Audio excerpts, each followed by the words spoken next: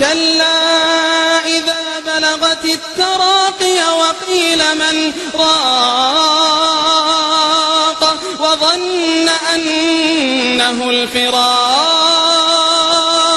والتفت الساق بالساق إلى ربك يومئذ المساق والتفت الساق بالساق